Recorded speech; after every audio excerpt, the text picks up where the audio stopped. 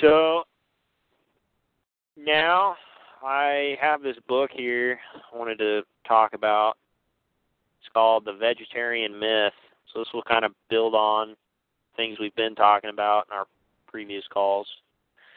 Would highly recommend it, though. Actually, I think this is like the #1 book any potential aspiring vegans or vegetarians they should definitely read, or anyone curious in this subject, by this woman named Leah Keith. She was a vegan for over 20 years and basically totally destroyed her health, which is consistent with a lot of these testimonies from people who actually are vegans for a substantial amount of time. But she was more doing it for moral or ethical reasons, you know, and kind of the nutritional reasons were secondary. Yeah. She's one of those kinds of vegans. So even when her health... I read one of her, a friend of hers. I told you, was it last time or a few shows ago that the author, the anarchist, environmentalist author that I read from, who knew a girl who sacrificed herself to coyotes to feed them. Yeah. He had done a project or two with Leah Keith. Same circle. Wait, the guy who killed himself? No. The guy... Oh, the guy who wrote? This guy has worked with Leah Keith, and he knew a girl or had heard of a girl who did that. Okay. I see, okay. Yeah, like radical pro-environmental terrorist. You know, yeah. Let's all blow up a dam or several thousand together. Let's all, you know. Yes, we do need to reduce the human population by force, you know. Yeah, That kind of stuff. That's definitely how that definitely comes through here before she gets red-pilled. But I mean, it was to the point where even when her health was failing her, you know, she was just delusional. Like, she would deny it. You know what I mean? Because she was still holding on for the supposed, she was virtue signaling. You know, she was still taking the moral high ground. She thought she was taking the moral high ground position, which she realized was completely erroneous. So there's a couple parts in here I wanted to read. So it looks like this is the first part I marked. It says, start with a piece of land, a forest, a prairie, a wetland. In its native state, the land is covered with a multitude of plants working in concert with the microfauna, bacteria, fungi, yeasts, and with animals from insects to mammals. The plants are the producers, turning sunlight into mass, creating both the oxygen-rich atmosphere for the rest of us to breathe and the topsoil on which the rest of us depend. This is called a perennial polyculture. Perennial because most of the plants live many years, sequestering carbon in their cellulose bodies, forming miles of vast root systems through the soil. Polyculture because there's so many of them, all cooperating, competing, contributing, all filling a niche with a necessary function. Perennial polycultures are how nature protects and builds topsoil, how life has organized itself to produce more. This is what agriculture is. You take a piece of land and you clear every living thing off it, down to the bacteria. Then you plant it to human use with a tiny handful of species, often endless miles of a single plant like corn, soy, or wheat. The animals are killed, often into extinction. They simply have nowhere to go. There were somewhere between 60 and 100 million bison in the United States in 1491. Now there are 350,000 bison, and only 12 to 15,000 of those are pure bison that were not crossbred with domestic cattle. The land held between 425,000 and 1 million wolves. Only 10,000 now remain. Some species of ground-dwelling birds were wiped out before they even had names. European names, that is. I'm sure the indigenous peoples knew what to call them. The North American prairie has been reduced to 2% of its original size, and the topsoil, once 12 feet deep, can now only be measured in inches. Yeah. Talk about devastation. Agriculture is based on annual monocrops, the precise opposite of perennial polycultures, and it does the opposite of what nature does. It destroys topsoil. Quote, "The deterioration of the soil is the inescapable injury of agriculture to the environment," writes Stephen Stoll. Or as Tom Paulison puts it, quote, "The planet is getting skin." Agriculture is a catastrophe that never allows the land to heal. And keeping the ground bare involves enormous effort because life wants to live. The trees keep trying to make a forest, the grasses want their prairie, and the waters ache for a wetland. Abandon cleared land in New England and you'll get pokeberry and brambles, then sumac and birch, then maples and oaks and pines. In 5 years, it'll be covered in saplings. In 10 years, they're too big to cut with a handsaw. This is the earth protecting itself, covering its body in a living armor of green. But its armor isn't thick enough, not when the assailants are humans. Agriculture is more like a war than anything else, an all-out attack on the processes that make life possible. Daniel Hillel explains, quote, "By its very nature, agriculture is an intrusion and hence a disruption of the environment as it replaces a natural ecosystem with an artificial one. The moment a farmer delineates a tract of land, he is in effect declaring war on the pre-existing environmental order. Wishing to grow a particular crop, the farmer must now treat all the native species as noxious weeds or pests to be eradicated by all possible means. However, in an open environment, the wild species continue to reinstate their stolen domain, so the farmer's war is never finally won." End quote. Agriculture is a march to the sea that's encircled the globe, or the earth. The only land left is the stuff agriculturalists can't use. Too cold, too hot, too steep, too dry.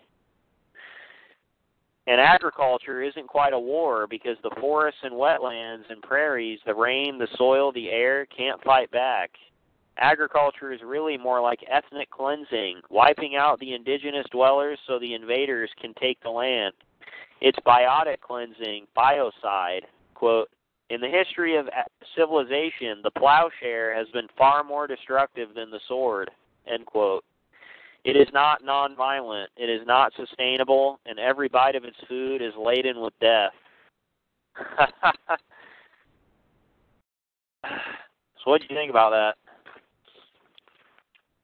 Vegans equal wrecked. So what do you think about the passage in Genesis when it says there was not a man to till the ground? I talked with Stephen about this, and he says that he's looked into that. He doesn't think that was translated properly or correctly. Yeah. I don't remember exactly what he says. It should be. I think there wasn't a man to keep the ground or tend it or something. Yeah. I mean, if God placed him in a garden to start with, and the garden had trees, then it was a forest garden. It wasn't like a little vegetable plot with straight rows and all that. Yeah, I mean, the point is our idea God, of a garden is not what was intended in the beginning there. Right. The point is that God did not want, he didn't intend for annual monocrop agriculture. He intended some kind of perennial polyculture thing incorporating animal husbandry, which would provide, the natural fertilizer, and that's what he intended. That's not what they're doing today. That's not what commercial agriculture is. It's the complete opposite, Yeah, let me say something here. Sure, Somebody sure. might hear this and think, no, he did intend monocropping, because look at that verse where it says, "You shall not sow your fields with diverse or mixed seeds." And even the Spanish, when they took over Mexico and enslaved the remainder of the Aztecs and whatever other tribes were down there. Yeah. And the Spanish thought that that's what that meant, and they messed up the land down there, or they couldn't. They didn't do well while they were doing that. I heard one quote that said that it should be as clean as a cathedral floor. Anyway, that verse that says don't plant your fields with diverse seeds, you have to take that verse in the context of the other two verses next to it, which is, you shall not wear clothes of mixed fabrics or mixed threads, flax and wool together, and you shall not breed your cattle or your livestock with diverse kinds. It basically meant no hybridization or trans-species. Well, hybridization is okay within, like varieties or breeds of the same species is okay, but sure, you can't do GMO cross-species stuff. No. Like a mule. A mule is a violation of that law. Yep. Because it's a donkey plus a horse. Yep.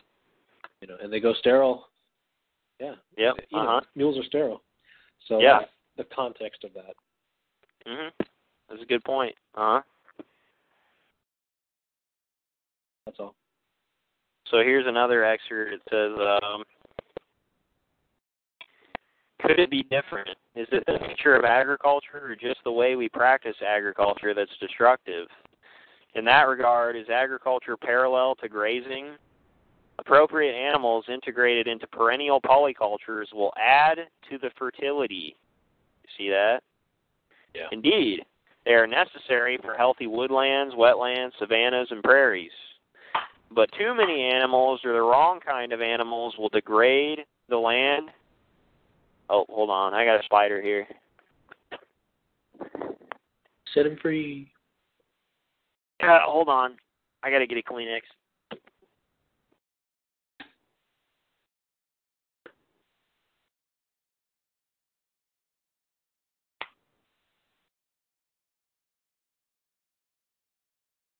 I set him free from existence.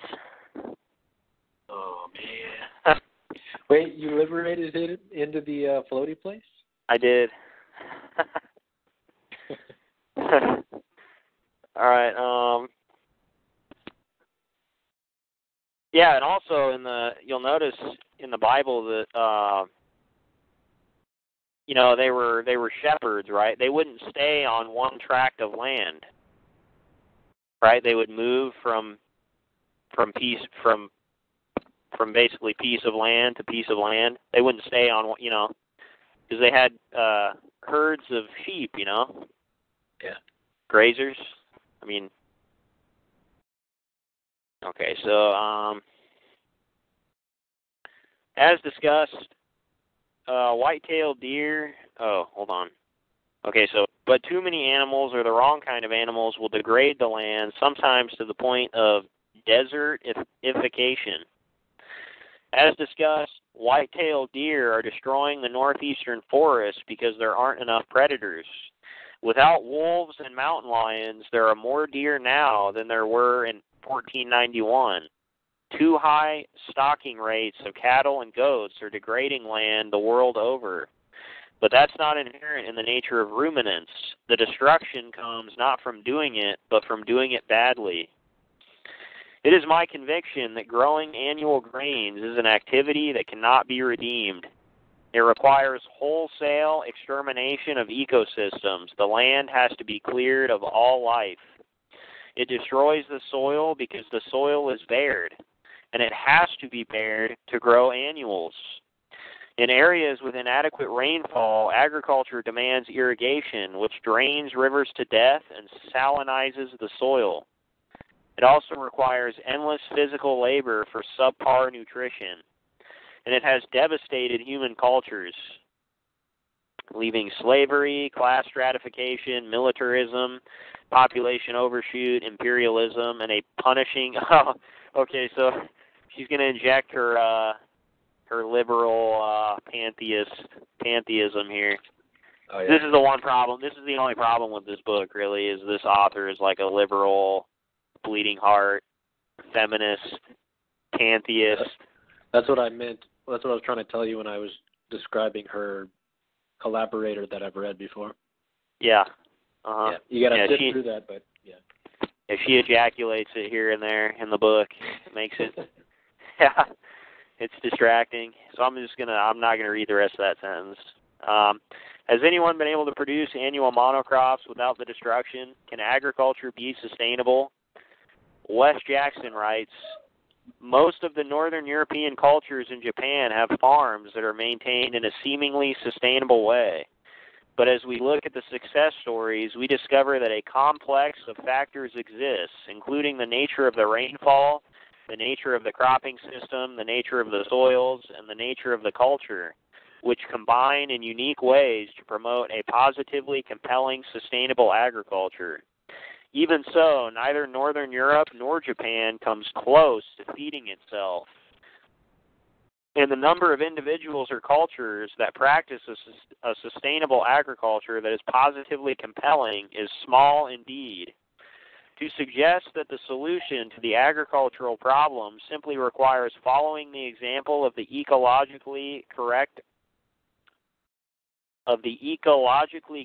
around us today is a little like suggesting that if more people were like Citizen Doe, who displays good conduct, no police or military would be needed.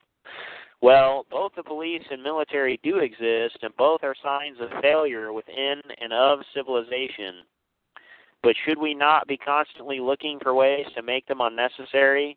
Should we not strive to create an agriculture which makes unnecessary the example of exemplary people within the current agricultural tradition? End quote. 2/3 of the Earth's land is unsuited for annual crops, destructive or not. That right there, you collapse veganism. It's right there. You know? Yeah. It's simply too wet, too dry, too hot, too cold, or too steep to even try it. But where agriculture can be done to approach soil sustainability, the rain has to be gentle and come fairly evenly across the warm season. The climate must also be temperate. Too hot and wet, and the biological activity burns through the organic material quickly, leaving topsoil that's naturally too thin for agriculture. Think rainforest. If the climate is too cold, then there isn't enough biological activity to degrade organic matter. Think Greenland. The proper conditions are only matched in a few places on Earth. Jackson mentions Northern Europe and Japan. Note well, the list doesn't include the major grain-growing regions of the world like the American Midwest. The summers are too hot, the rain too infrequent, and the storms too intense. Beyond the climate and site factors, there's the cultivation practices. To approach soil sustainability, the fields are rotated from annual monocrops back to pasture, to animals on perennial polycultures, and then back to annual monocrops. The annual periods destroy the soil. The animals and perennials build it back. If you're very lucky, the destruction and the rebuilding stay roughly even, but there is no way to do this without domesticated animals.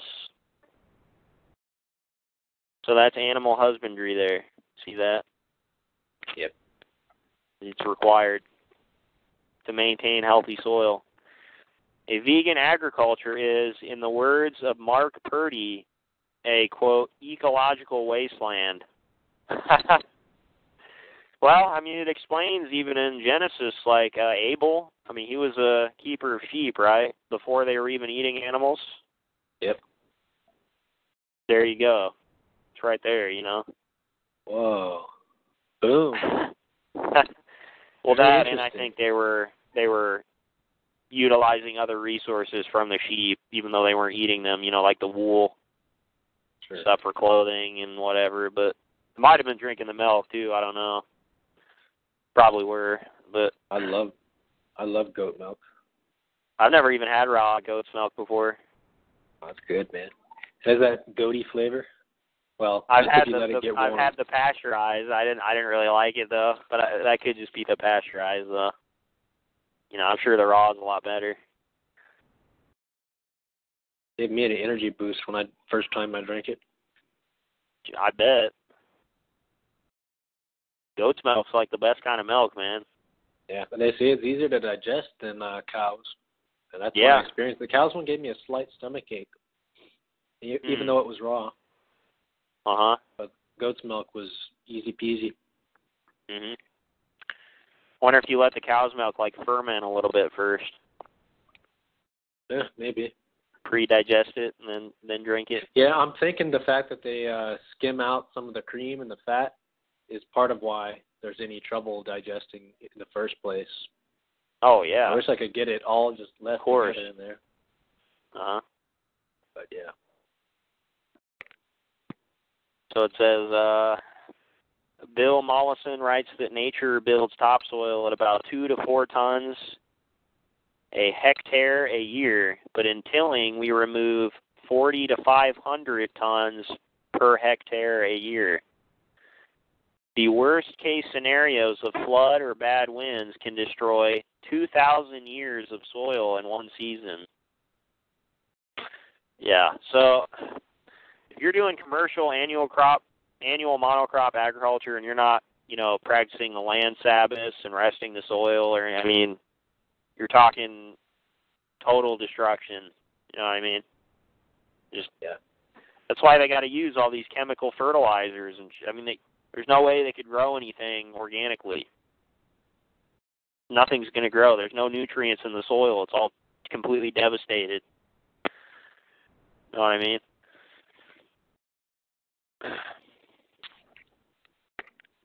What about non-tillage systems? They're effective at slowing topsoil losses, but to clear the land, the plow is replaced by herbicides. Do I really have to argue that spraying poison across continents is a bad idea? So here is an agriculture without animals, the plant-based diet that is supposed to be so life-affirming and ethically righteous. First, take a piece of land from somebody else because the history of agriculture is the history of imperialism. Okay, so I don't have an ethical dilemma with that like she does. Next, bulldoze or burn all the life off it, the trees, the grasses, the wetlands. That includes all cultures, great and small. Oh, creatures, great and small. The bison, the gray wolves, the black terns. A tiny handful of species, mice, locusts, will manage, but the other animals have to go. Now plant your annual monocrops. Your grains and beans will do okay at first, living off the organic matter created by the now dead forest or prairie. But like any starving beast, the soil will eat its reserves until there's nothing, no organic matter, no biological activity left. As your yields, your food supply begin to dwindle, you've got two options. Take over another piece of land and start again, or apply some fertilizer. Since the books, pleading and polemical, say that animal products are inherently oppressive and unsustainable, you can't use manure, bone meal, or blood meal. So you supply nitrogen from fossil fuel. Do I need to add that you can't produce this yourself, that its production is an ecological nightmare, and that one day the oil and gas will run out? Okay, so I also disagree with her on that, but obviously using animal products for fertilizer are going to be preferable to that. Your phosphorus will have to be made from rocks. There's a reason for the popular image that equates hard labor in prison with chopping rocks. How will you mine it, grind it, or transport it without fossil fuel, using only human musculature and without using slavery? For your potassium, you'll collect wood ashes, try some cover crops, and hope for the best. Meanwhile, the soil is turning to dust, clogging the rivers, blowing across the continent.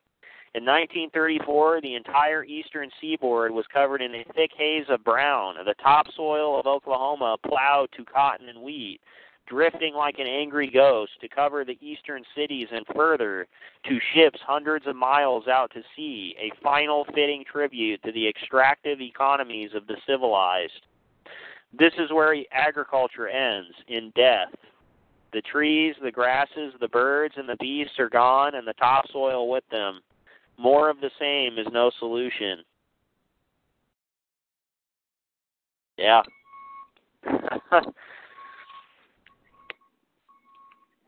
So it says, Wes Jackson's answer is an agriculture based on perennial grasses. Right now, he's trying to domesticate perennials. He writes that, quote, agriculture itself is an ecological problem outranking industrial pollution, and it's a problem he's devoted his life to solving. He's attempting to breed perennial plants that will devote energy to seed production. Remember, one of the joys of being long-lived is there's time. Time to develop roots and stems and woody mass. Time to reproduce in a leisurely fashion. Perennial grasses don't produce large numbers of energy-dense seeds because they don't need to.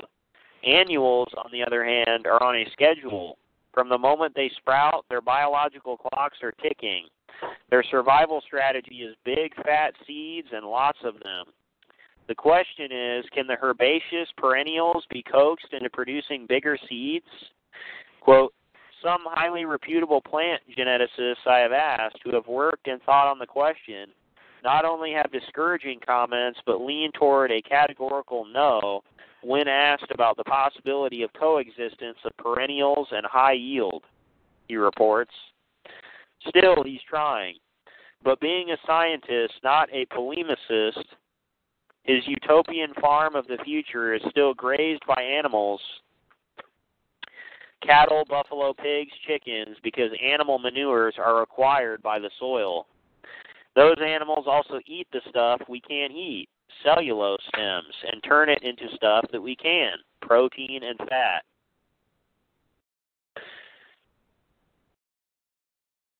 Okay, where I diverge from Jackson is in the why. Now, the why of topsoil loss and annual monocrops, or not the why, but the why of why bother. His goal is to develop an agriculture that functions like a prairie. My reply, which feels more like a plain song, is that we already have prairies, or we did once. Humans have lived on savannas and grasslands for millions of years without devastating them and without needing technical fixes. We've shared them with other species and kept our own numbers at carrying capacity. We didn't destroy the world, our home. We need agriculture that functions like a prairie because our numbers have swollen past what the world can bear without us claiming more than our share of it. I disagree with her on all this, basically. Yeah. Well, she's saying we, assuming that all humans are the same. And it's laughable because I've seen the Keith. I've seen videos of her. She's definitely an Adamite. She's white, so. Well, yeah. I would have guessed that just from her intelligence in this book. Oh, yeah. But, yeah, I mean, but it's also not overpopulated. It's just the cities are overpopulated. I'll agree with that, but that's it. We have to turn actual prairies into shadow prairies because agriculture, especially the fossil fuel-based green revolution, has dramatically increased the human population. Okay, whatever on that. Bill Mollison also has a solution involving the restoration of soil-building perennial polycultures, which he named permaculture. He explains, even the most ideal tillage just keeps pace with the most ideal conditions of soil formation. The best annual grain culture, given the correct climate, topography, and animal rotation, can only hope to replace what it's destroying. Not build like nature does, only replace. And yes, it's better to destroy less. I think the black terns must be pleading, please destroy less. But why destroy it all?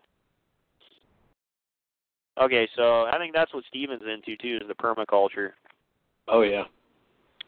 I think that's probably the more correct way to do it. Pretty sure it incorporates perennial polycultures, if I assume correctly. Yep, and forest gardening, not just small vegetable plots. And it also incorporates animals? Mm-hmm. Or what? It can, yeah. There's systems and methods that the movement teaches and talks about and tries, yeah. Yeah, so that was probably more what Yahweh intended for Adam to do and the Adamites. Well, I think we can deduce that was the case.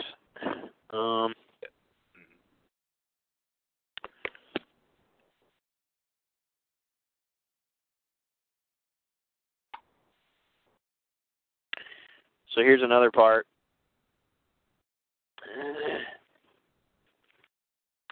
So then there's the Mississippi. Never mind the Indus and the Lagoon.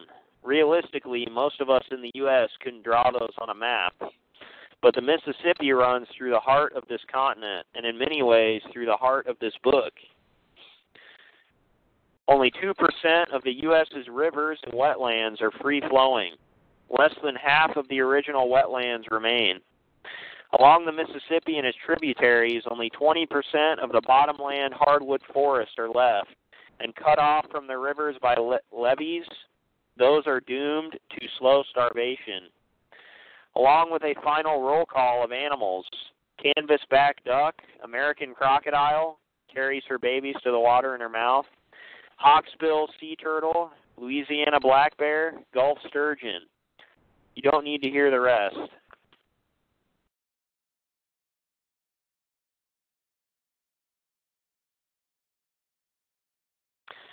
What you do need to hear is that the river has been destroyed for agriculture. To grow grain in areas with hot, dry summers requires water. Not a living river, but water. A real river floods. The wetlands luxuriate in silt and moisture, then slowly release the water back to the river. But agriculturalists want land. They take it from the forests and prairies and marshes, and they don't want it to flood. And once food is turned into a commodity, it has to be transported from where it's literally mined from the last of the dead prairie soils to the population centers along the coast from Portland, Oregon to Portland, Maine, and across the world. So the river is turned to water, confined to concrete channels cut deep enough for barges that carry the oil and gas to fuel all this, and for the barges that ship tons of annual grains that will become your daily bread. The channels stop the fresh river water from feeding the marshes and swamps, and the vacuum is filled by salt water. And digging deep enough for the barges also increases the flow of salt water entering marshes and swamps. The salt, of course, kills them. Meanwhile, snow melts and heavy rain increase the volume and velocity of the water in the channels. Without wetlands to absorb the excess, the force of the water builds until the inevitable floods are catastrophic.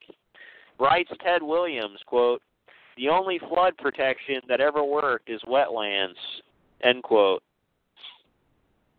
When the water does finally explode into the Gulf, it's carrying a burden of nutrients, nitrogen runoff from row crops and factory-farmed animal manure, beyond what the normal balance of life forms can absorb.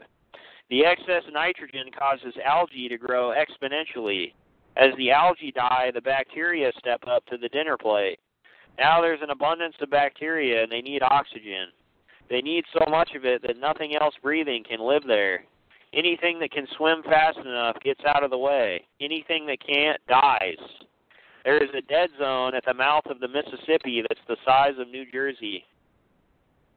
Fertilizing with synthetic nitrogen leads to runoff because those fertilizers destroy the biological activity, the life of the soil.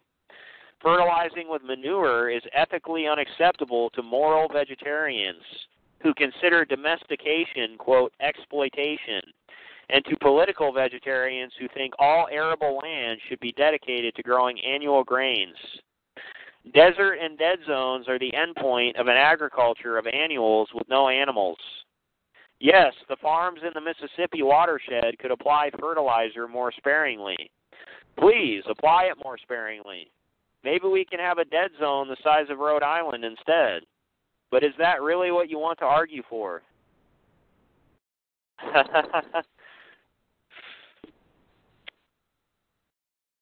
Because here's the world I want, quote, before the U.S. Army Corps of Engineers, quote, improved the river, as it likes to say, there were no flood walls and levees for the Mississippi to blast through.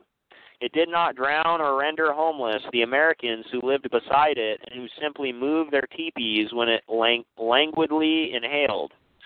On high ground, they waited for the river to creep and seep through a rich mosaic of wooded islands, wild rice fields, sloughs, meadows, woods, ponds, and prairies, delivering seeds, renewing the earth with its gentle snow of sediments.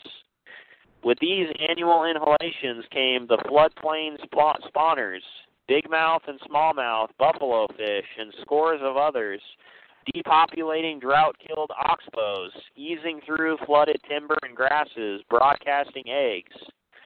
Fry would fatten on plankton blooms, and in summer, fingers of the gradually falling river would shepherd them back, leaving vast mudflats that fed migrating shorebirds. Otters gorged on fish, cougars patrolled cane brakes, wolves hunted beavers in bottomland forests. On their spring and fall migrations, ducks, geese, and other water birds streamed up and down the Mississippi's reach, resting and feeding in vast wetlands renewed by the unconfined river, end quote. And beside the river was a prairie that nurtured bison, antelope, gray wolves, and black-footed ferrets, and humans. We lived there once, too, not on it, but in it. We do have a choice, but it's not between life or death. It's between being predators or destroyers, between food that we live inside and food that we impose across the world. Yep.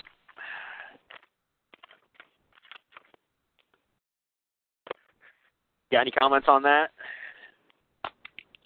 Sounds pretty sweet, man. So much prettier than it is now, where they bulldoze and just scrape everything off, including the topsoil, and they put up a suburban cookie-cutter house, quote, neighborhood, where you never see your neighbors because it's so ugly no one wants to go outside, and the lawnmower's always running. And they named the streets after the plants that were there before they bulldozed it all down. Yeah.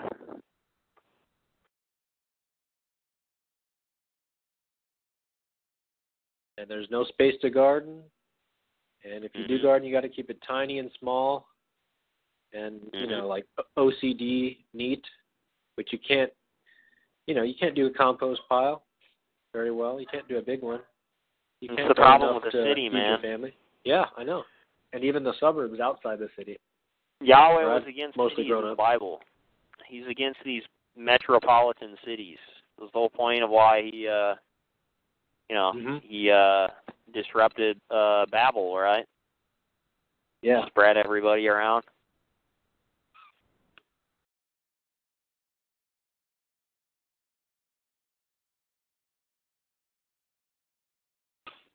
And the first city builders were the Canaanites.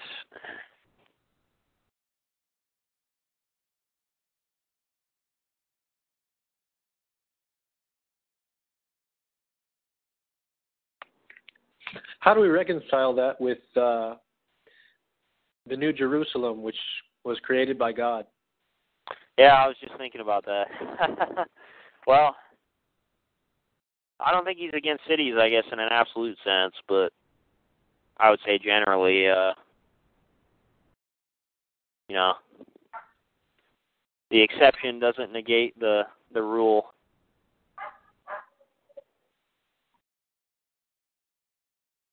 Plus, the New Jerusalem, that's going to be in a restored earth context, Yeah. So the conditions are different. It's not a 1-to-1 ratio there.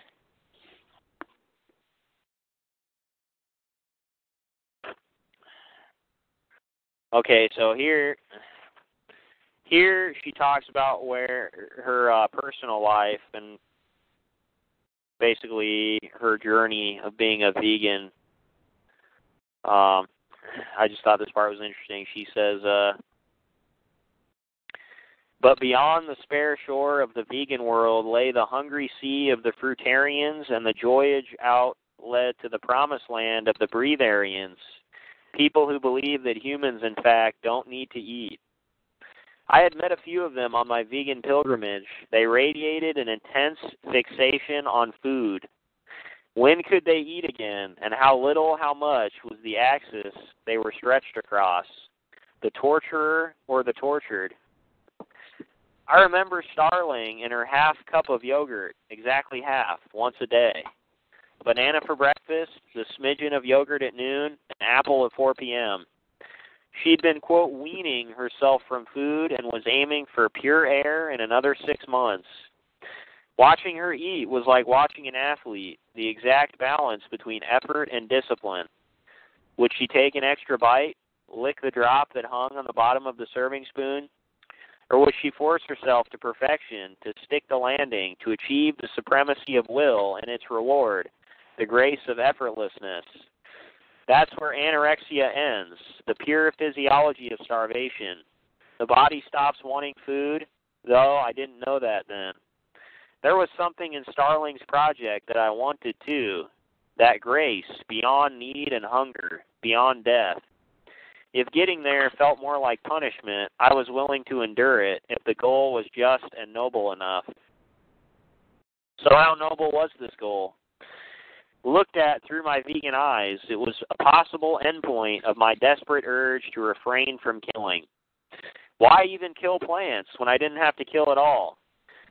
But looked at through my feminist political eyes, I was uneasy about this project. Religions around the world engaged in ascetic practices like severe fasting, and what those religions had in common was patriarchy. Okay, so here's an example of those ejaculations I was talking about earlier. A very phallic verb to use. Yeah. To speak of a woman's actions. But she's a self-hating woman because she doesn't believe in patriarchy. So. Yeah. Oh, I know. I'm laughing. Their he-god was removed from the earth, and holiness was achieved by denying the world made of flesh. Women were temptations of sin, our bodies sources of shame instead of miracles. Quote, to live without eating was, of course, to deny one's need for material support or earthly connection, writes Joan Jacobs Brumberg in Fasting Girls, The History of Anorexia Nervosa. The pagan in me rebelled against the idea of vilifying hunger, sex, bodies, life.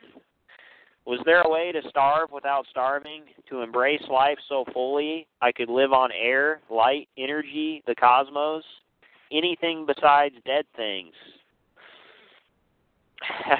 I had two competing impulses, two political belief systems that went to my core and conflicted. At 26, the practical won out. I knew I had to eat. Even as a teenager, I'd been bad at dieting. I couldn't embrace hunger. It was too miserable, and I always ended up binging. So I set aside Starling and her sip of communion yogurt and all my questions about bodies and God and grace. I was a vegan. That was righteous, and it was enough. Except now I was arranging for animals to be killed for my benefit, my personal Auschwitz. Maybe it was time to revisit the breatharians. In the interim, Al Gore had invented the internet, so the research was easy. I found Peter the breatharian, 5'9" and 115 pounds. He was so proud of himself that he posted pictures. It was ghastly. Do I need to actually say that he was starving? He had links to pro-Anna websites and trigger pics to help you keep your eating disorder firmly enshrined. He offered to teach you how to break your addiction to, no, not self-hatred, food. Do you throw up? If no, would you be open to this option? Okay, I didn't need to go any further into his happy, healthy world. But what about the other articles, the ones that hinted at mystic possibilities? Jasmine or Ellen Grieve claimed, quote, I can go for months and months without having anything at all other than a cup of tea.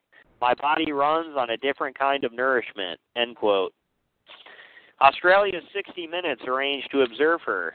Dr. Barris Wink, president of the Queensland branch of the Australian Medical Association, made her stop the test after 4 days. Her speech had slowed, her pupils had dilated, and she was, quote, quite dehydrated, probably over 10%, getting up to 11%. Her pulse is about double what it was when she started. The risks, if she goes any further, are kidney failure, end quote. Then there was the founder of the Breatharian Institute of America with the rather fitting name of Wiley Brooks. He claimed he had been a breatharian for 30 years. In 1983, he was spotted leaving a 7-Eleven with hot dogs and Twinkies. He admitted that he sometimes broke his fasting with a Big Mac and a Coke. He explained that since he was surrounded by junk food, consuming it added balance. How's that for a new Twinkie defense? Then there were the people who died. Verity Lynn, kindergarten teacher, Timo Egan, Lanny Marcia, Rosalind Morris, Jim Vadin Pesnak, and his wife Eugenia went to jail for 3 years for their involvement in Morris's death. But Hira Rattan Minek said he could live on water supplemented by the occasional cup of tea, coffee, and buttermilk. He was under observation for 3 long fasts. During those fasts, however, he did lose a lot of weight. The papers published on these fasts also admitted that dozens of people had access to Minek during the studies, and the studies themselves would never have met Western scientific standards.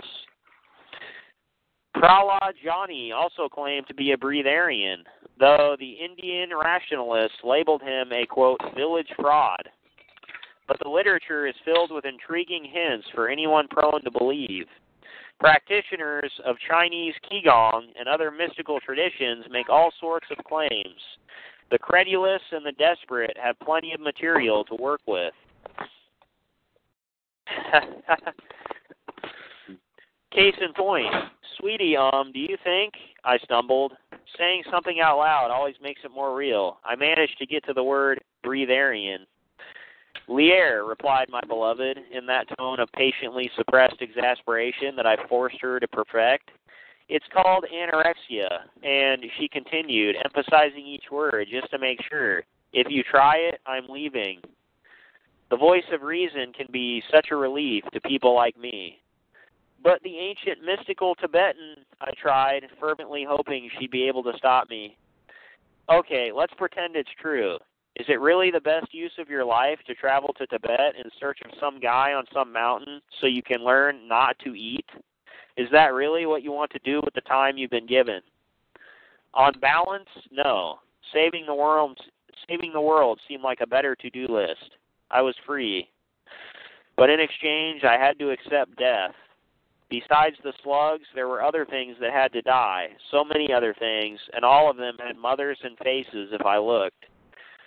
Information was becoming knowledge I had missed because there was simply no one to tell me. I was taught to look both ways before crossing the street. I learned how to read when I learned to talk. I was even in on the secret of where babies came from. I remember at 5 earnestly explaining the word vagina to another little girl.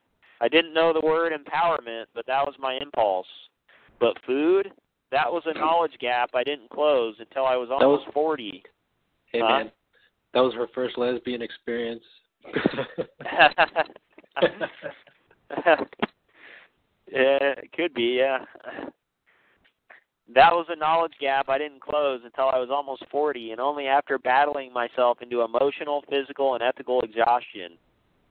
Okay, so I thought it was just interesting how she was seriously considering breatharianism there. It was interesting because Sferia, Gaius, he also attempted that and was met with complete failure. And I mean, he went through all the transitions. He went from, vegan to raw vegan to, fruitarian to fasting, just all the time. He was literally sun gazing too, like 24/7 every day. I mean, he doesn't work a job, He was trying to photosynthesize. Yeah. And he did that for 2 months, and he said he was in like a mall or something, and his muscles just like stopped working. And the people there called the ambulance or whatever, and he had to go to the hospital, and they said he was basically near death, and they had to refacilitate him. Yeah. But I mean, this is the problem with what I call idealism. This is the nirvana fallacy, right? Like holding these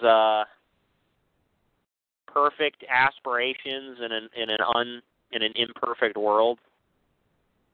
You know what I mean? Having these sort of idealistic beliefs removed from the real world, and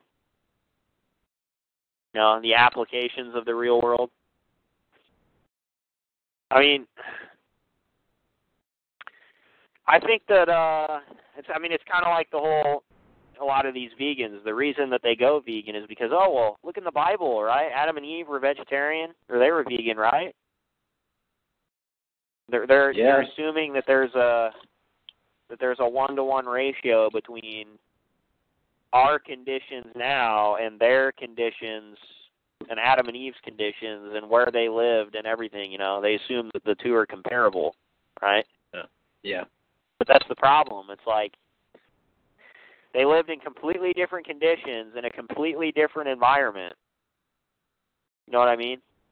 There's no analogy here. There is no compatibility between the two at all. There's no comparability.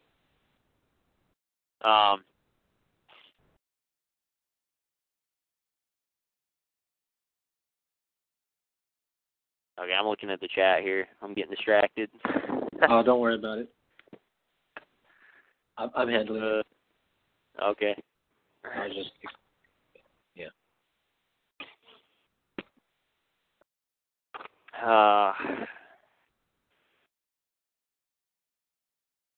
Yeah, but I mean that's why they'll argue for like being a fruitarian, but it's like Adam and Eve obviously lived in an environment where that was possible. And they're assuming that the same is the case for today in our conditions, and it's not. They lived in an environment where fruit grew all year round, grew in season. It's probably a tropical climate as well. I mean, their bodies could handle the sugar, all that sugar. They were adapted to it. Everything was different. You know what I mean? And what's also interesting about these people that try to, and I know Drake's brought up this point before, people that hold to these Edenic ideals, this high idealistic standard. It's like why do they still wear clothes?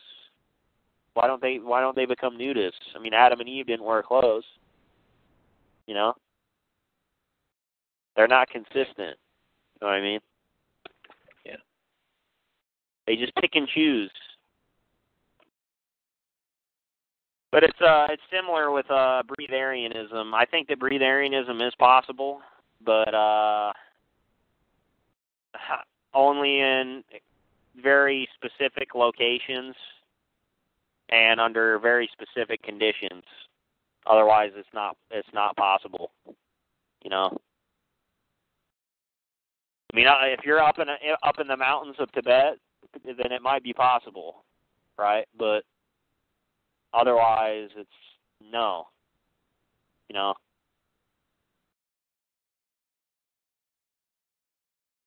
What do you think about that? I don't think it's possible anywhere on the current plane of the Earth right now. Yeah, really? I think something happened at the cataclysm to change the gas composition in the atmosphere and maybe the pressure too, so that our bodies aren't capable of being that healthy and getting the energy we need from fruit and whatever else. No. Yeah, I would. Yeah, I think it's possible. I think it might be possible. Like I said, only in the very limited locations and conditions. But even then, it's like, I mean, do you think any of these Tibetan monks that might achieve that? I mean, do you think that they're strong and like? Do you think that they're not emaciated? And you know what I mean? Probably not. They're probably extremely emaciated, and they probably really can't do much except, sit there and hum against the wall, like Drake says. So, I mean, what benefit is it really?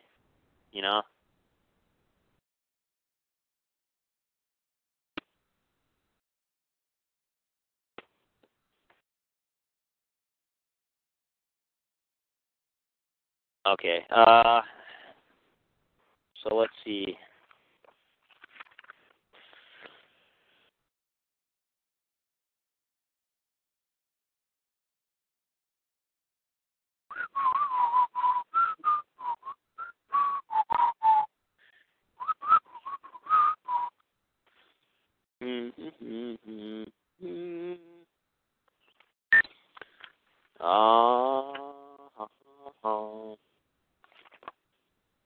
Okay, so here's another part.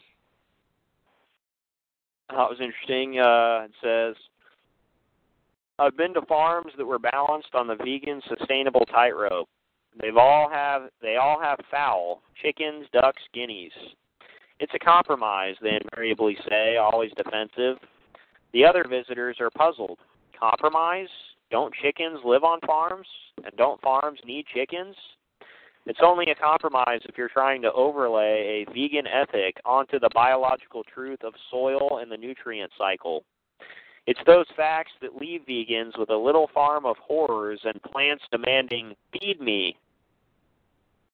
I spent a weekend at one of those farms for a conference on reviving local economies. It was in upstate New York.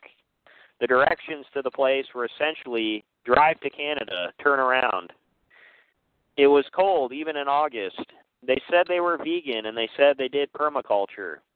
What I saw was an uneasy hybrid, and like all hybrids, it was ultimately sterile. They had a lot of perennial beds, full of fruit trees, vines, and shrubs, piled deep with mulch and roped off.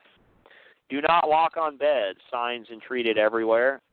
Please don't walk on the beds, repeated Doug, a man so emaciated that when I first met him, my heart was punctured by compassion. Cancer, chemo, oh God, was my first reaction.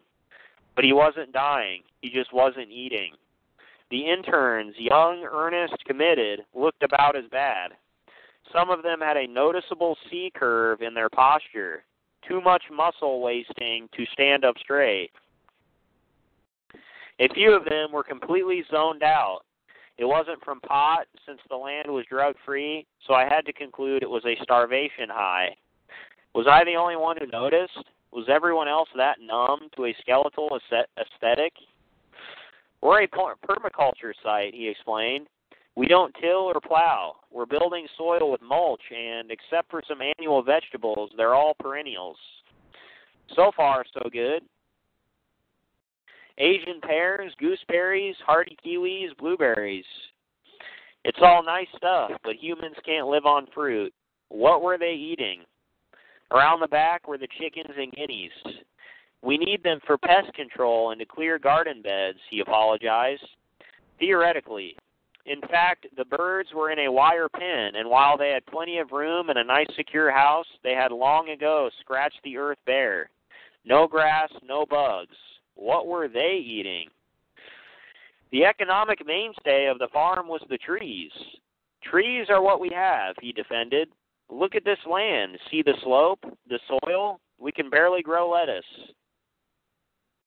So they did sustainable logging, wood products, and that meant a pair of draft horses. More apologies. Unlike tractors, horses require no fossil fuel, no steel mills or extractive mining, no bank loans. They can heal themselves and they reproduce. But what were they eating? Past the horse barn were a few acres that had been clear-cut to stumps. 2 pigs and 2 goats were finally eating. We need these animals to clear this land for us, Doug pleaded. The goats were does, but he was quick to add that he wasn't going to breed them. I could see they were Nubians, dairy goats, the Jersey cows of the Caprian world. What kind of sense did any of this make? These moral bargains against the facts of life, because life was not going to meet Doug halfway. The land was being cleared to make pasture for the horses.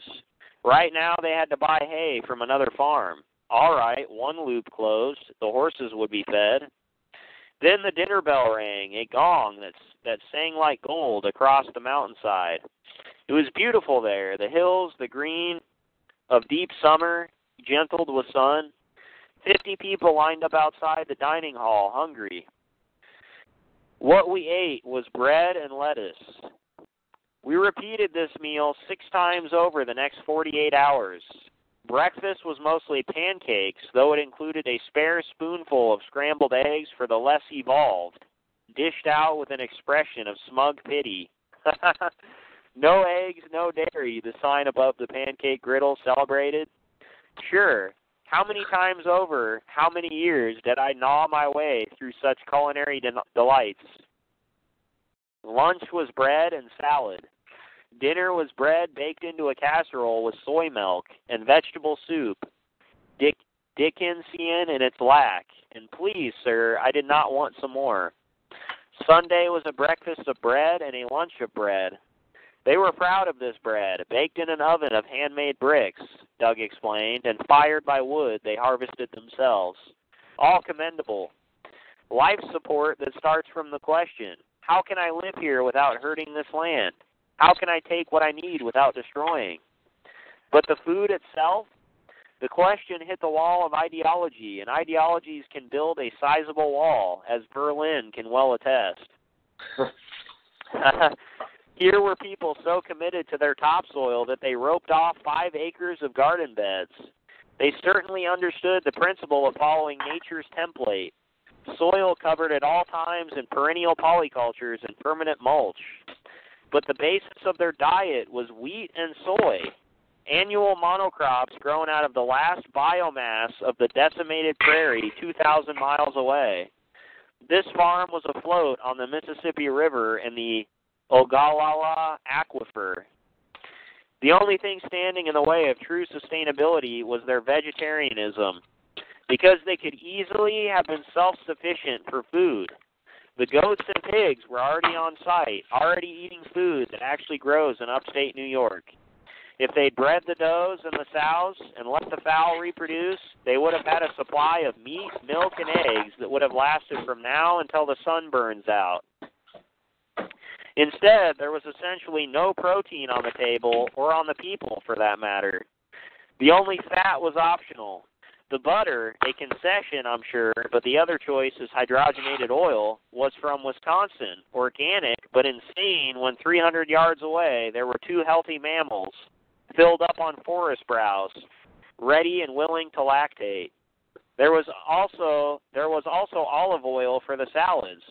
Sure, the Canadian border is a region renowned for its olive trees. And the salads? The lettuce, at least, was grown on site, fertilized by the fowl manure, even though the birds were also surviving on the corpse of the prairie. The fowl ate almost nothing but grain, supplemented by occasional weeds and scraps thrown over the fence. The purpose of these birds remains a mystery, their contribution a net loss. They weren't allowed out to forage for greens and small animals. All their food had to be purchased. Nobody would admit to wanting their eggs, and the eggs of fowl fed such an unnatural diet are nutritionally deficient. They certainly weren't being raised for meat. I was a guest in Doug's home, and there was only so much I could ask, so to this day I still don't know the purpose of the birds. Sunday's salad was a big bowl of raw kale sprinkled with nasturtium flowers. You know those nightmares where you're back in junior high and you have to start over because you missed a gym class? And at some point you start to remember, wait, I have a job, a house, a PhD, an 8-year-old child. You cling to whatever symbols of adulthood you've accumulated. They can't make me do this. To try to wake up? Staring down at the plate of raw kale, I woke up. They couldn't make me go back. They couldn't make me eat this. I'd done enough damage to my body, my thyroid, my joints, by eating the inedible. For 20 years, I choked down some frankly disgusting food, and I've made myself like it. No more. I scraped my plate into the compost bucket, and I didn't care who saw me. And I rejoiced. I had firmly and forever left that world where starvation was the standard and politics a thin gruel of nourishment.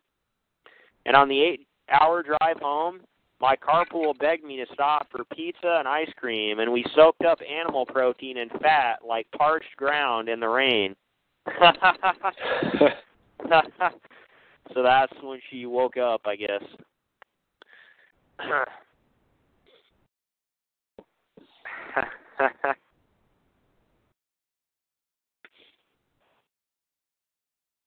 Who's this guest for in the chat? I don't know. I don't know if they're trolling me or if they just didn't understand some stuff earlier, but I can't tell if they trust me or not. He's going on about Jews in Hollywood, so. Yeah, I know. So he seems to be on the right track. He's all right. Don't worry about him. He's cool. Okay.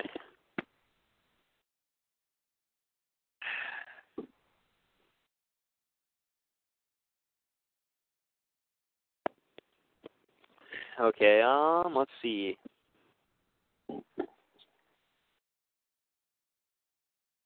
Okay. So here's another part. It says, the animal rights movement is liberal individualism applied to animals. It is a reflection of human needs and desires, not the needs and desires of animals themselves. The animals, for instance, want to hunt. They want to eat the food evolution has designed them for, or creation. Like the vegan who suggested putting a fence down the length of the Serengeti, the animal rights end up having a problem with the animal nature of animals because they're arguing from a philosophical base of humanism. It's a bad idea for humans to kill other humans, for our culture to socialize its members to violence, sadism, hierarchy. We need justice, not domination, to make a human society worth the name. But those are human concepts.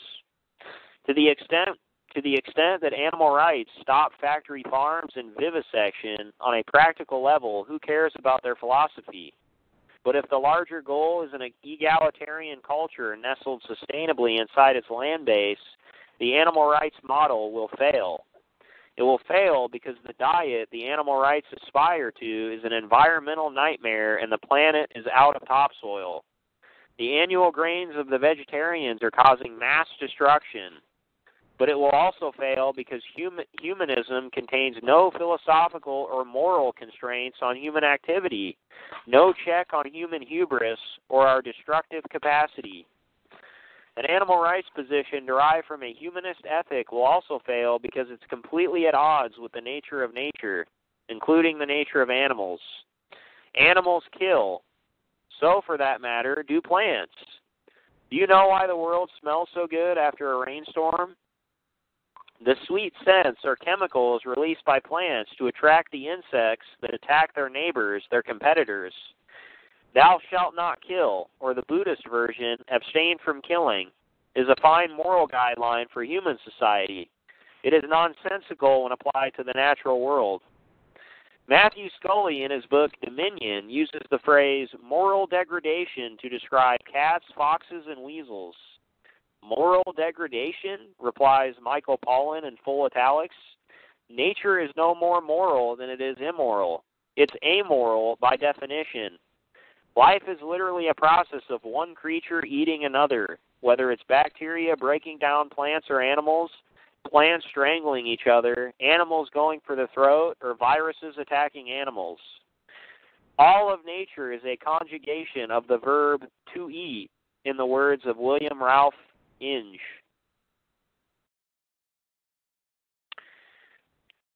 The paradigm that asks us to reject death certainly provides a simple ethical code, a code that can rally the righteous, but it is the black and white thinking of a child.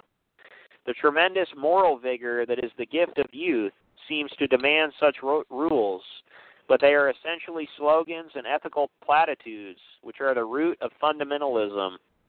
Adult knowledge demands more, starting with more information, and it includes the ability to incorporate that new information to recast as necessary the behaviors informed by our values. Adults don't just absorb, they learn. The challenge of adulthood is to remember our ethical dreams and visions in the face of the complexities and frank disappointments of reality. I used ideology like a sledgehammer, and I thought I could bend the world to my demands. I couldn't. The needs of soil, the truth of the carbon cycle, and the nutritional requirements of the basic human template were a reality of brute physical facts that would not be moved. I had built my entire identity on death being an ethical taboo, a moral horror. one that provoked a visceral shudder through body and soul. But death-free is not an option that the processes of life offer us. We can dominate or we can participate, but there's no way out, a friend who grows her own food offered. We can rail and cry all we want, but in the end we have to make peace with the world, the good, green earth we claim to love so much but understand not at all. In dreams begin responsibilities, yes, but with understanding comes more. Eventually we see our only choices, the death that's destroying life or the death that's a part of life. That's good. So, you still conscious? Yes, sir, I am. Okay. I think so. You keeping guest 4 company in the chat? Yeah. Yeah, don't worry about him. You'll get caught up. And he was messing with my head. He was pretending not to understand what I was saying for a while, and then, yeah, don't worry about it. It's just games. Yeah, keep reading, dude. Okay. Let's see.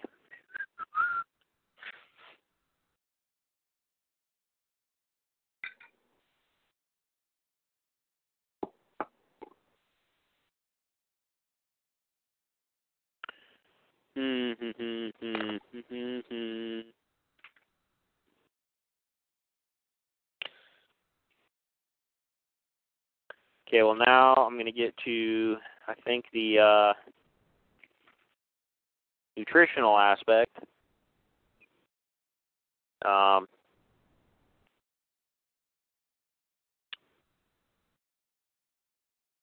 So it says, or compare humans to gorillas. Gorillas are vegetarians, and they have both the smallest brains and the largest digestive tracts of any primate. We are the opposite, and our brains, the true legacy of our ancestors, need to be fed. The vegetarians have their own story, a very different one than the one told in the Bones and Tools, Teeth and Skulls. Quote, real strength and building material comes from green-leafed vegetables where the amino acids are found, writes one vegan guru. If we look at the gorilla, zebra, giraffe, hippo, rhino, or elephant, we find they build their enormous musculature on green leafy vegetation. End quote. Actually, if we really look at gorillas at all, what we find are animals that contain the fermentative bacteria necessary to digest cellulose. We humans contain no such thing. This man writes books about diet without knowing a thing about how humans actually digest. That's typical of a lot of vegans. They have no idea how. They don't even know that. For most of us, the bodies beneath our skin, inside our ribs, are unknown territory. But if we lay aside the story we long for and listen to our bodies, our biology will not lie. Here, then, is the long history that trees in savanna, grass, and herds have told in human tissue. See table on the following pages. There are 2 small differences between humans and dogs. One is that our canine teeth are shorter. The consensus is that ours were once longer than they currently are, but that they shrank due to our use of fire and tools. The other difference is that our intestines are longer, though clearly nowhere near as long as a sheep's. This is the remnant of our distant history as tree-dwelling frugivores. Okay, so she's operating off Darwinism. And it's what grants us omnivorous status. But the chart on the following page should make clear what political and emotional attachments and the FDA food pyramid have obscured. We are built to consume meat for the protein and fat it provides. Right, Doctors Michael and Mary Dan Eads, quote, in anthropological scientific circles, there's absolutely no debate about it. Every respected authority will confirm that we were hunters. Our meat-eating heritage is an inescapable fact, end quote. So here's the chart here. I'll just read it. It's got 3 rows. or 3 columns. One is human, one is dog, and one is sheep. Okay? Are you with me? Yep.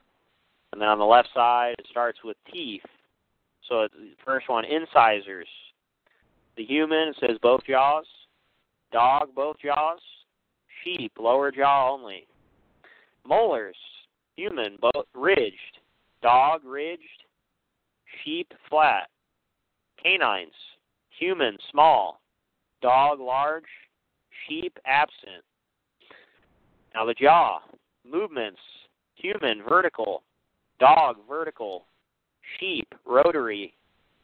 Function, human, tearing, crushing. Dog, tearing, crushing. Sheep, grinding. Mastication, human, unimportant. Dog, unimportant. Sheep, vital function. Rumination, human, never. Dog, never. Sheep, vital function. Stomach, capacity. Human, 2 quarts. Dog, 2 quarts. Sheep, 8.5 gallons. Emptying time, human, 3 hours. Dog, 3 hours. Sheep, never empties. Interdigestive rest. Human, yes. Dog, yes. Sheep, no. Bacteria present. Human, no. Dog, no. Sheep, yes. Vital. Protozoa present. Human, no. Dog, no. Sheep, yes. Vital. Gastric acidity. Human, strong. Dog, strong. Sheep, weak. Cellulose digestion. Human, none. Dog, none. Sheep, 70%. Vital. Digestive activity. Human, weak. Dog, weak. Sheep, vital function. Food absorbed from. Human, no. Dog, no. Sheep, vital function. Gallbladder, size. Human, well-developed. Dog, well-developed. Sheep, often absent. Function, human, strong. Dog, strong. Sheep, weak or absent. Digestive activity, from pancreas. Human, solely. Dog, solely. Sheep, partial. From bacteria. Human, none. Dog, none. Sheep, partial.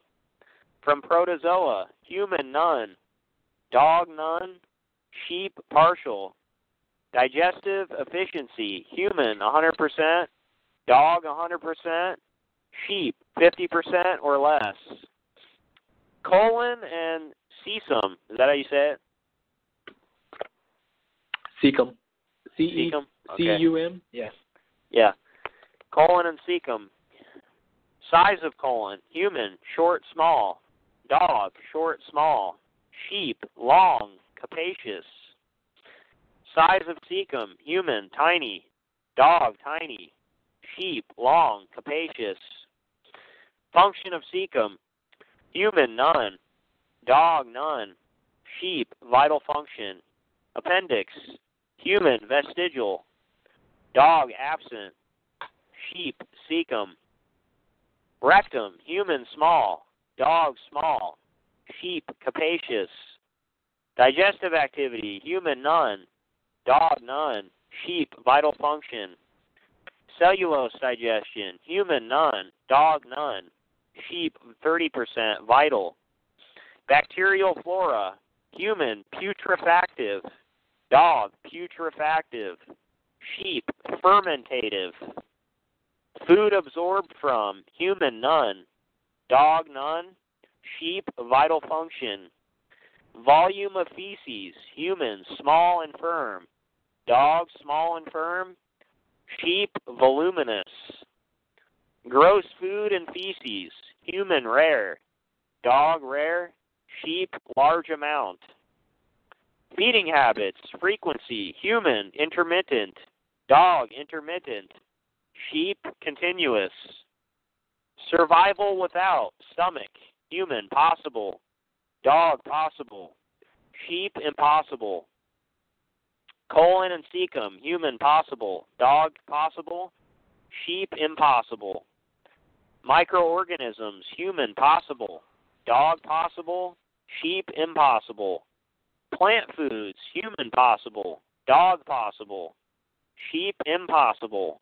Animal protein, human, impossible. Dog, impossible. Sheep, possible.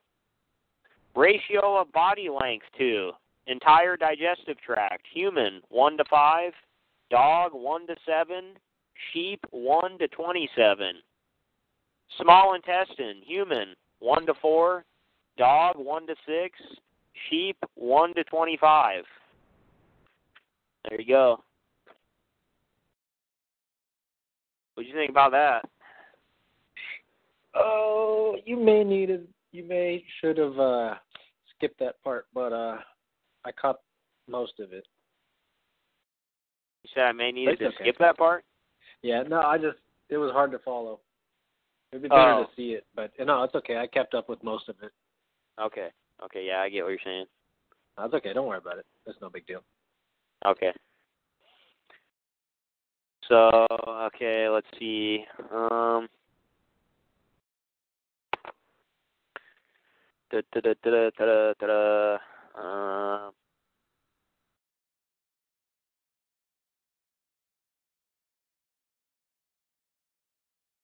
Well, it says, with agriculture comes the, quote, diseases of civilization. Understand that no one speaks of the diseases of hunter-gatherers because they are largely disease-free. Not so the farmers, who have destroyed their bodies along with the planet. The list of diseases includes arthritis, diabetes, hypertension, heart disease, stroke, depression, schizophrenia, and cancer, as well as crooked teeth, bad eyesight, and a whole host of autoimmune and inflammatory conditions. These diseases are ubiquitous amongst the civilized and, quote, are absolute rarities for hunter-gatherers. Writes Dr. Lauren Cordain in his article, quote, Cereal Grains, Humanity's Double-Edged Sword. Cereal grains as a staple food are a relatively recent addition to the human diet and represent a dramatic departure from those foods to which we are genetically adapted. Discordance between humanity's genetically determined dietary needs and his sick present-day diet is responsible for many of the degenerative diseases which plague industrial man. There is a significant body of evidence which suggests that cereal grains are less than optimal foods for humans and that the human genetic makeup and physiology may not be fully adapted to high levels of cereal grain consumption. The archaeological evidence is incontrovertible, as is the living testament of the last extant 84 tribes of hunter-gatherers. They are eating the diet that all humans evolved to eat, quote, meat, fowl, fish, and leaves, roots and fruits of many plants, end quote. We are eating foods that didn't even exist until a few thousand years ago. Domesticated annuals, especially grains, and even more their industrial endpoint of refined flours, sugars, and oils. As Cordain points out, quote, more than 70% of our dietary calories comes from foods that our Paleolithic ancestors rarely, if ever, ate. Our own bodies, with their degenerative diseases and overgrowth of cells, are all the evidence we need that this diet is unnatural. So this is how we know what our ancestors ate. Our teeth are made for meat, not cellulose. Our stomachs are singular and secrete acid. Both the tooth enamel and the art of our ancestors say so. Human butchering tools are found beside butchered bones. And to state the obvious, contemporary hunter-gatherers hunt.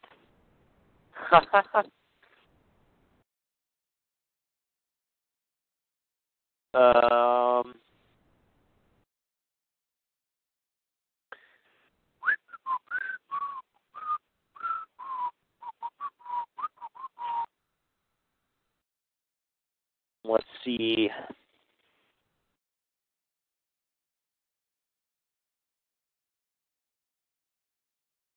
Okay. So, The first myth of the nutritional vegetarians that we aren't meant for meat is another fairy tale filled with inedible apples. Oh, give me a second. Huh?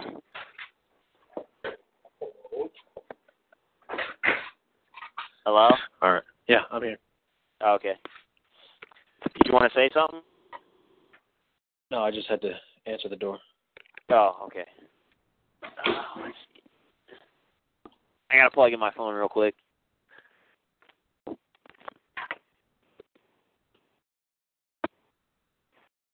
Okay.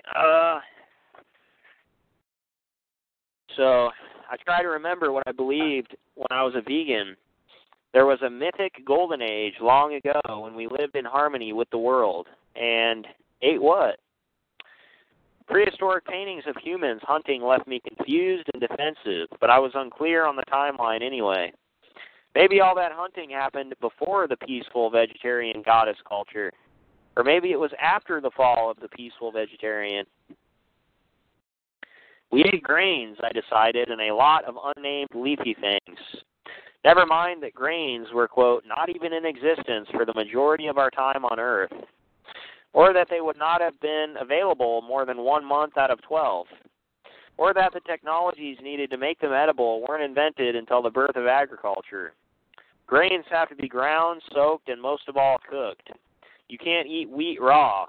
Try it if you don't believe me, but you don't have to. You will get sick with gastroenteritis. This is true for grains, beans, and potatoes. They contain toxins, politely known as anti-nutrients, to stop animals, aka us, from eating them. Just because plants can't scream and run doesn't mean they want to be eaten. And just because they don't have teeth or claws doesn't mean they aren't fighting back. Heat is what makes them edible by disabling some of the anti-nutrients. Grinding, soaking, rinsing, and sprouting also help. But understand the lengths to which plants have gone to protect themselves and their precious offspring, their biological future, and what we have done to ourselves by eating them. First, plants produce enzyme blockers, which act as a pesticide against insects and other animals, including us. Our digestive systems utilize many enzymes to break down and absorb food. When the food is seeds, beans, grains, and potatoes, the seeds resist by blocking those enzymes. The most common enzymes that grains try to disrupt are proteases, which digest protein. Proteases include the stomach... Oh, proteases. Proteases, okay. Yeah, there you go. Proteases include the stomach enzyme pepsin and the small intestine enzymes trypsin and chymotrypsin, or chemotrypsin, one of the two. Other chemicals interfere with amylase, the enzyme that digests starch, and hence are called amylase inhibitors. Beans, grains, and potatoes also use lectins, which are proteins that fill a huge variety of functions in both plants and animals, though the exact function of many lectins is still unknown. In order to understand the damage that these substances can do to the human body, you first need a basic primer on human digestion. Our digestive tract has a tough job. It has to sort through a huge array of foreign substances, the things we swallow, and decide what's a nutrient and what's a danger. The ones deemed nutrients have to be broken down into the smallest possible components and then absorbed. This work is so labor-intensive that your intestines measure 22 feet. To increase the work capacity, the intestines are folded up into compacted gathers called villi. Quote, in fact, explained the doctors Eads, quote, the folds are so tightly packed that if you were to flatten them into a sheet, a single centimeter, less than half an inch of intestinal lining would cover a doubles tennis court, an astounding bit of origami, end quote. Microvilli are even smaller folds. They comprise what's called the brush border, the area where digestive enzymes break proteins down into their constituent amino acids and starches down into sugars. Once food is completely broken down, the lining of the gut lets nutrients into the bloodstream through what are called tight junctions. These are specialized seals between the lining cells. We need to be protected from all sorts of contaminants and toxins that travel from the outside world, past our teeth, and through our stomachs. The tight junctions are the place where substances are either absorbed or rejected. Too big, too scary, or too foreign, and they can't get through the tight junctions. But anything small and simple, water, ions, amino acids, and sugars, gets a pass. That's hey, Chris, one mechanical way. Hold on. Yeah. 1 second. What do you want? Can you give me money? Let's figure it out. Come on. All right, gotcha. You're welcome. You still there? All right, I'm back. Yeah. Okay.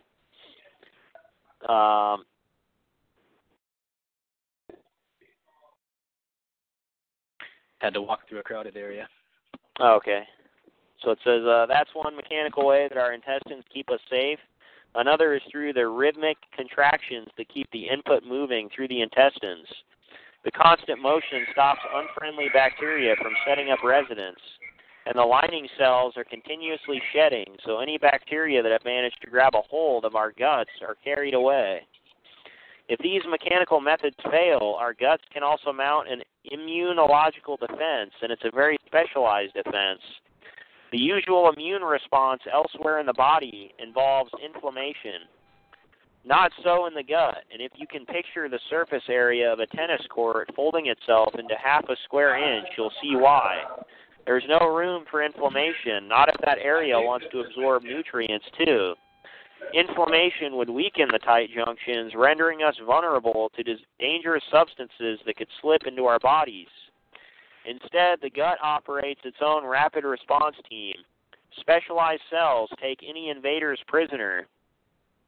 Another set of cells, lymphocytes, will start manufacturing poisons to kill the invading substances. And not only that, right, the doctor's eads, the armed lymphocytes will remember the face of the invader forever, so that if one like it ever cares to show up again, the immune response will be swift and sure. Okay. I'll probably read one more section in here, and then we'll, I think, continue this with another call. Okay. So, it says, eating grains causes 3 problems. The first is that a grain-based diet will include too many starches and sugars, which will overload the intestines. The gut, in turn, will pass them on undigested to the colon. These sugars create, quote, a veritable bacterial picnic, and the colon's normal population of bacteria experiences exponential growth. This overproductive fermentation can then surge back into the gut, causing an inflammatory response which, quote, blunts its bristly microvilli, impairs proper digestion and absorption, and in the beginnings of a vicious cycle, sends even more incompletely digested foods downstream, end quote. Most crucially, the tight junctions are damaged, letting substances like lectins pass through into the bloodstream.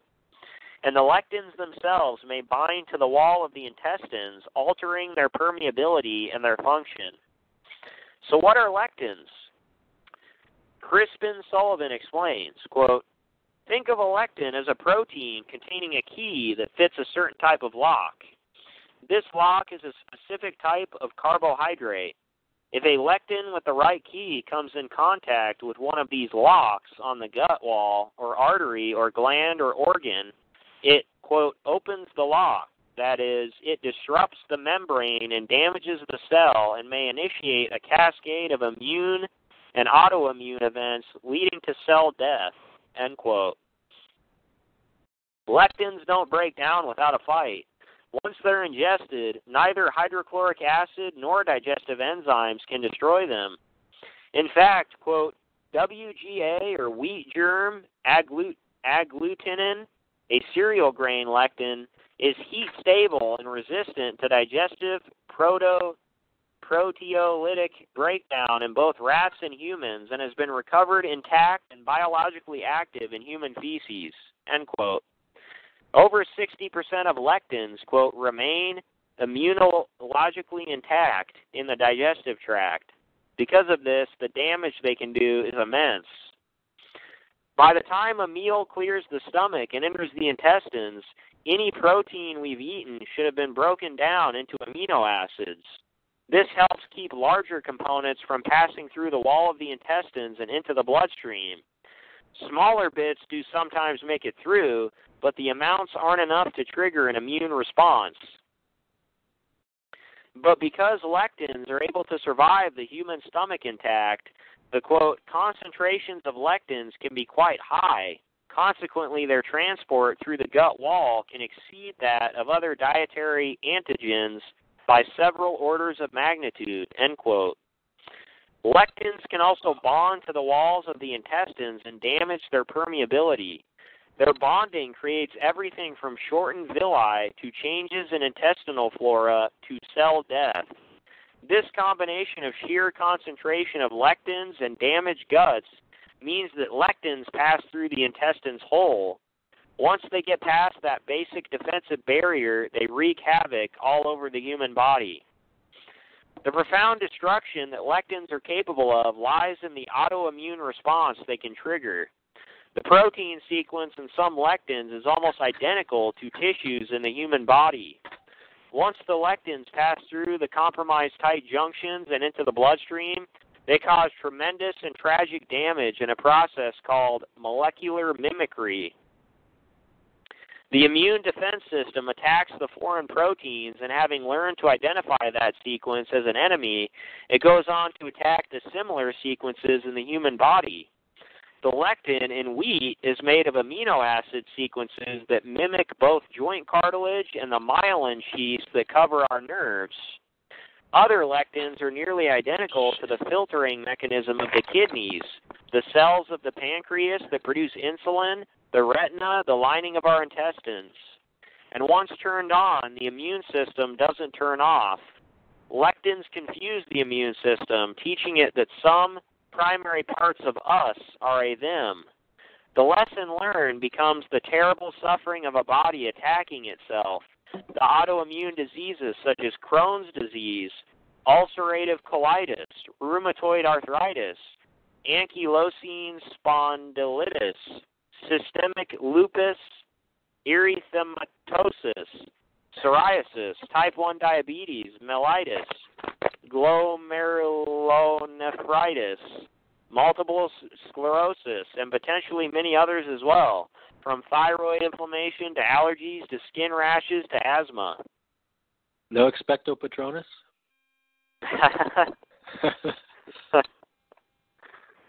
It says, the molecular mimicry of lectins may not be the only catalyst for autoimmune diseases. Some researchers are also investigating viruses and bacteria. For instance, the bacteria M. paratuberculosis, which causes Jones disease in ruminants, may be implicated in Crohn's disease in humans. There may be multiple causes for autoimmune diseases, or there may be a precipitating load of foreign substances that triggers an autoimmune cascade. But epidemiologists do know that multiple sclerosis, an autoimmune disease where the body attacks its own nerve sheaths, is most prevalent in cultures where wheat and rye are staple foods. In the archaeological record, rheumatoid arthritis, which leaves very grim evidence in skeletal remains, follows wheat and corn around the world. Celiac disease is absolutely caused by cereal grains, and celiac sufferers are at risk for other autoimmune diseases. They are also 30 times more likely to be schizophrenic. In fact, numerous clinical studies show that removing gluten from the diet ameliorates schizophrenia. Yet it wasn't until 1950 that a Dutch pediatrician, Dr. Willem Dick, made the connection between wheat and celiac disease. Quote, "Indeed," writes Cordain, "it is astounding that humanity was unaware until only relatively recently that an ordinary and commonplace food such as cereal grains could be responsible for a disease which afflicts between 1 and 3.5 people per 1,000 in Europe," end quote. I actually don't think it's astounding. I think it's almost impossible for most people to step outside their culture and question its practices, especially those practices where power and taboo coalesce: sex, religion, food. To understand that agricultural foods are not the foods we were designed to eat throws the entire project of civilization into a new and uneasy light, and who is willing to do that? Yet the truth about agriculture is there, waiting in the wreckage of our bodies like it waits in the broken skeletons of forests and in exsanguinated wastelands or wetlands. Paleopathologists tell us that, quote, autoimmune disorders do not seem to have plagued humans prior to the adoption of an agricultural way of life, end quote. That's because it's grains that can turn the body against itself. Agriculture has devoured us as surely as it has devoured the world. All right. I think I'm going to stop there. Okay. I'm not sure about that. I mean, the significance of wheat in religion, like a bunch of Adamite religions since. Well, I think the wheat we're eating today is the problem. The wheat back then was completely different. I think we don't even have the same kind of wheat. It's been totally, hybridized, and now it's GMO, and I mean, you know what I mean? Yeah. Mm-hmm. Yeah, I don't think the ancient wheat caused these kind of problems. Yeah. Hey, I'll keep that in mind about, celiac and Alzheimer's or schizophrenia, because my grandma has celiac. Mm-hmm. And she usually does a pretty good job of avoiding it, but it's hard. Mm-hmm. Yeah.